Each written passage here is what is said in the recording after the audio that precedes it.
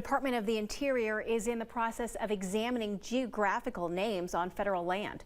It's to determine if they're derogatory. Such a determination may lead to a name change, which will appear on official maps and reference material.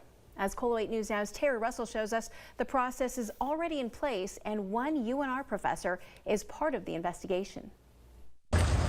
Squaw Valley Ski Resort was established in 1949 and is known for hosting the 1960 Olympics. But in the spring of 2021, the resort changed its name to Palisades Tahoe. Over the years, the word squaw has been accepted as a racial slur. So much so, earlier this month, the Department of Interior declared the word squaw a derogatory term and removed it from all federal usage. A list of more than 600 geographical sites nationwide with the word squaw was released, along with the name replacement.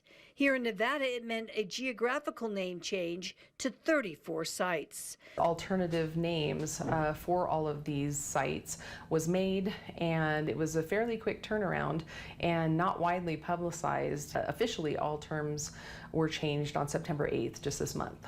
Johnson, a member of the Nevada State Board of Geographic Names, says that is not the end of it. Now the Department of Interior has put together a 17-member committee to look at other federal sites with names that are possibly derogatory.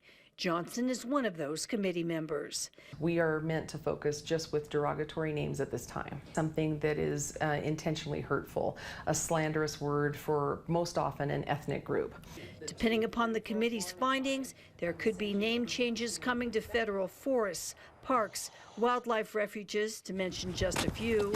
Johnson says the move will be controversial to many who believe such changes will alter history and the reasons behind the names. Understanding that some part of history was already erased with the presence of modern maps and the English language on the landscape in the first place. The map makers spoke English, and those are the names that were put on the land. Quite often, there was knowledge of traditional names. It just was left off the maps. The committee will be a deliberative one, she says, and changes will not be made quickly. While the Domestic Names Committee will certainly attempt to identify the derogatory geographical name on federal land, that same committee is not charged with the name replacement. That will be left up to others with input from the general public. A federal database archives variants of geographical names for quick reference for former names of sites. If this task seems monumental, you'd be right.